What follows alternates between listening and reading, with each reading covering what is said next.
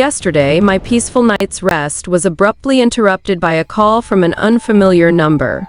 The persistent ringing jolted me awake, and I fumbled to grab the phone, squinting at the time. 3:05 a.m. The blinding glow of my smartphone revealed the mysterious caller. In that bleary moment, I made a questionable decision and answered, a hesitant hello, escaping my lips. A small voice on the other end identified itself as Stacy. This revelation caught me off guard. Stacy sounded like a child. Instantly sobering up, I inquired, "Hi Stacy, are you okay? Why are you calling me?" Her response was unnerving. "Mister, my name is Stacy. I can't talk to anyone, or I'll be punished." She sounded shaken and tearful, explaining that a man who claimed to be her new guardian had taken her to his house, asserting her parents had given her to him. She hadn't seen her father in a year and was confined to a basement. Despite the apparent kidnapping scenario, I tried to remain calm. "Hi Stacy, honey, are you okay? Why are you calling me?" I probed further. Her story unfolded, revealing the dire circumstances she was in. The man who had taken her gave her a phone, but she reached out to me because mine was the only number in the contacts. Concerned but composed, I pulled out my backup phone and I called the police, urging the dispatcher to listen as I kept Stacy on the line. I coaxed her for information.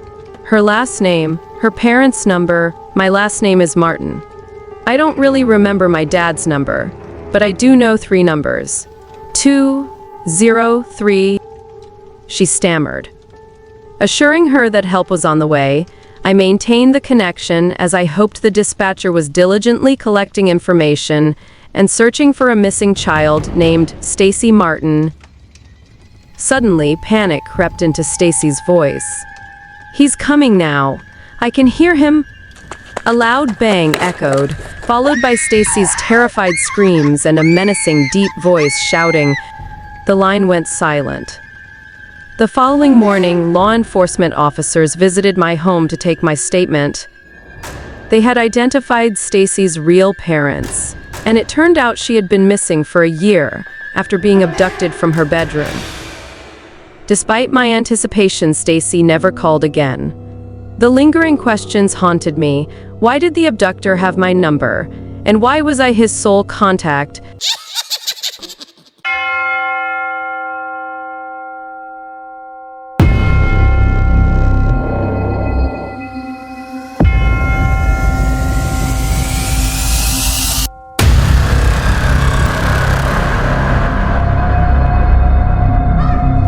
Monday evening, and I was returning home from tutoring. At 15 years old, I was eagerly anticipating a fishing trip. I absolutely loved fishing, especially at the lake cabin we visited in Willow Creek. My family had been going there since I was a little kid, creating countless memories. The trip involved my uncle, my mom, and me, along with some other families who owned cabins in the area. We packed up our gear and were ready for a weekend of fishing, right in the heart of trout season. We reached the lake cabin around 9 p.m., and the surroundings were already enveloped in darkness. The cabin, a cozy retreat, sat on a sizable property of around 250 acres. It had basic amenities but was perfect for a rustic getaway. The lake was serene, surrounded by dense woods, and our cabin was nestled near a small clearing. We chatted around a bonfire, sharing stories and laughs when, suddenly, a strange noise pierced the night. It was the most unsettling sound, reminiscent of a mix between an animal and a human. The cry seemed nearby, causing everyone to jump in surprise. The owner of the lake property, an elderly man in his 70s, voiced the collective confusion, demanding someone investigate. He, along with a family member, volunteered to check the source of the mysterious scream. Given his age, they hopped on an ATV and conducted a quick search around the perimeter, finding nothing unusual. Although the atmosphere had tensed up, we eventually settled down, eager to start our fishing expedition at the break of dawn. I retired to my sleeping bag inside the cabin, a bit uneasy but determined to enjoy the trip. The next morning, I woke up to the alarm, ready for a day of fishing.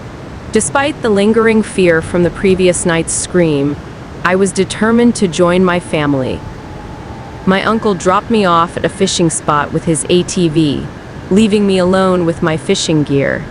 My mom was already at her chosen spot, and my uncle left without offering much guidance. I settled into my spot, waiting for the sunrise. However, 20 minutes in, with darkness still dominating the surroundings, I noticed movement on the trail ahead. Struggling to see clearly, I decided to use a night vision sight my aunt had given me. Anticipating a peaceful sight of a fish or some wildlife, my excitement turned to horror when I peered through the night vision. Instead of an animal, I saw a figure walking towards the woods. Distorted in appearance but unmistakably human-shaped, it sent shivers down my spine. I couldn't discern its face due to the limited clarity of the night vision, but the figure turned, facing directly towards me.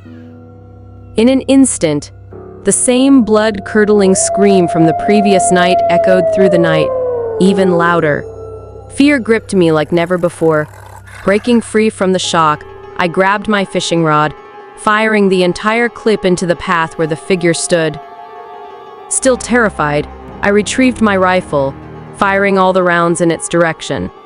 When I checked through the night vision again, the figure had disappeared. Alarmed, I received a barrage of texts and calls, mostly from my mom. I shared my experience, only to learn that my mom and uncle had also heard the eerie scream.